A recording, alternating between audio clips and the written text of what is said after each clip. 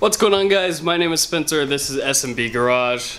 Today we are finally back in here working on this beautiful machine.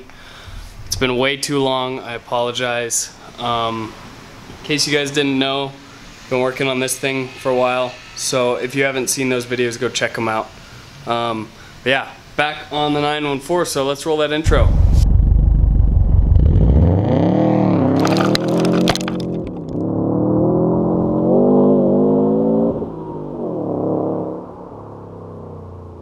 So as you can see behind me, the engine and transmission are back out of the car. Reason is, I told you guys I need to move the entire engine and transmission backwards in the engine bay. Basically, they're mounted too far forwards. So that's what we're going to be taking care of today, cutting up the engine mounts and getting it so they're moved back. So here's the engine cradle we fabricated in a much earlier episode. These are the engine mounts, and then these are the transmission mounts, and then these 4 plates are where they mount to the car itself. Now, I could theoretically just chop these and mount these closer to this crossbar. However, the issue that poses is the oil pan sits right in here. So if I did that, the oil pan would be interfering with the crossbar. So instead, I'm going to chop it here, chop it down here, and then move the whole thing back about 4 or 5 inches. And then that's how I'll do it. And then I'll mount the engine on there, and then I'll play with the transmission mounts once I have the engine mounts done. So basically, these will come after these. So let's get to it.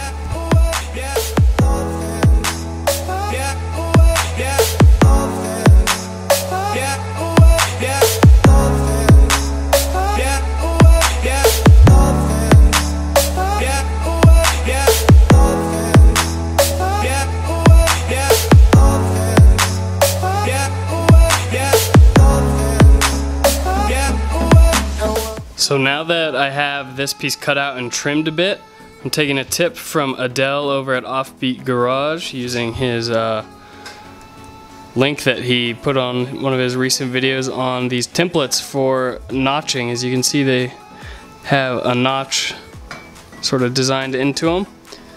So make sure you go spam his channel and tell him thank you, because that was an awesome tip. I was notching them by hand earlier before, and this makes it way easier. So let's notch these tubes.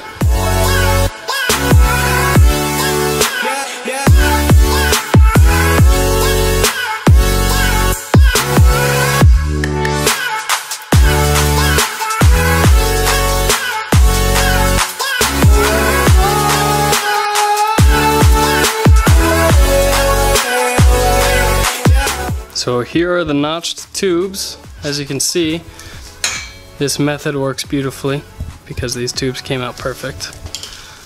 So now I can take all this crap off and then just weld them on there. This has moved everything back approximately 4.5 inches. So basically the whole issue is that the axle, the stubs, actually there's a transmission right there. Let me show you. I'll just show you the whole thing. So imagine we have an axle coming out of here. Theoretically, or ideally, the CV axle comes straight out and into the hub, right? Well, in this car, with the current engine mount set up with how it was, here's the axle and here's the hub. So the axle would have to go across an angle. Not that extreme, but you get the idea. Moving everything back, it's going to line up that stub more in line with the hub. It might still be a little bit forwards, but the amount is really negligible when it's going to be just like a couple of degrees. So yeah, let's get to welding.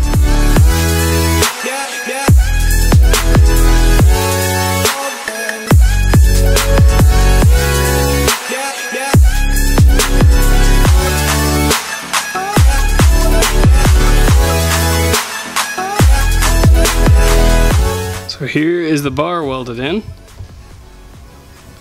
Welds came out pretty nice. You can see the original spot. I'll have to grind those down, clean them up. I left them there for measurement, for measuring it how far back, but I'll clean them up before it goes back in the car. Oh, And it looks like I am burning down my garage, so that's good to know. Transmission mounts now need to be chopped off, and then I'm going to mount the whole thing to the engine and tranny and figure out what I need to get done to make new ones.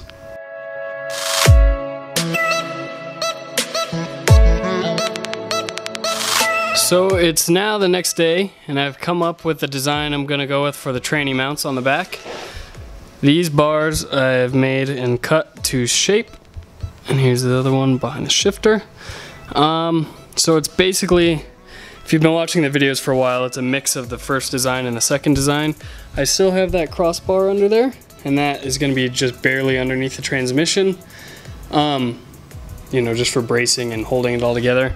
But then these drop down and they go on those plates. So I'm now going to pull the engine and tranny off and weld a bead around those. And then I guess I'll mount it all back in there and possibly throw it back in the car. So guys, it's like 90 degrees in here. Been welding, grinding. It's hot as hell. But the engine is back in the car. So let me show you guys. I don't have it fully mounted in there. I need to drill 2 more holes with the new Cradle setup. But this is how it looks from the rear. Be able to see that block off plate and the tubes hanging out from behind the car.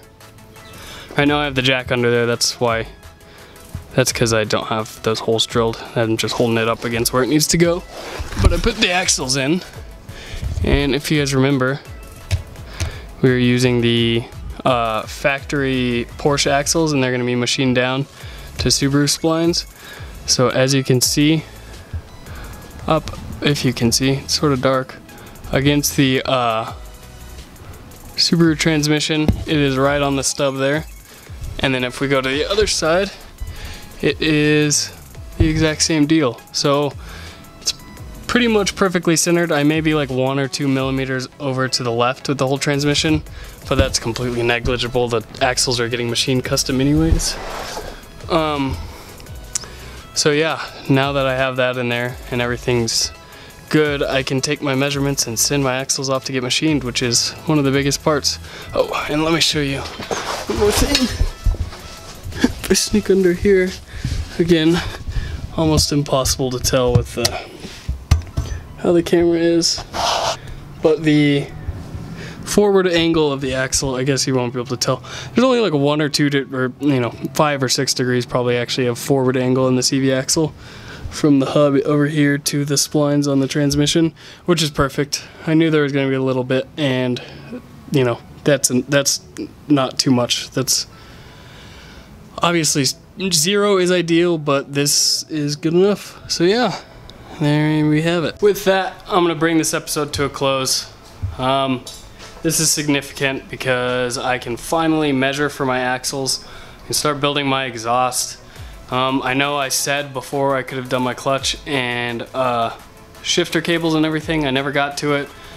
I've been unmotivated with this car, like I said. This is my 3rd time messing with this freaking engine cradle, but it's finally done. It's how I like it, and it's perfect, so I can leave it now, so I can actually get this thing finished. After I'm done with this video, I'm just gonna measure for the axles, get those ordered in so that I can, actually get to building this car again. So thank you guys so much for your patience. Thank you guys so much for watching. Make sure you hit that like button if you like this video. Hit subscribe if you want to see this thing running. Should be actually close now. Seems like I've been saying that for forever, but thank you guys for bearing with me. Project cars take a long time, so yeah. Leave me a comment down below. Let me know how long you think it's actually gonna take me before this thing runs and drives. I'm curious what everyone thinks and what it'll actually take, so let me know down below. Again, can't thank you guys enough for all the support on all my videos. Make sure you go check out the Montero build videos if you haven't seen those already. That is my other car that is out there. So yeah, check those out. Besides that, you guys need to have a great day, and yeah, peace. Have a good one.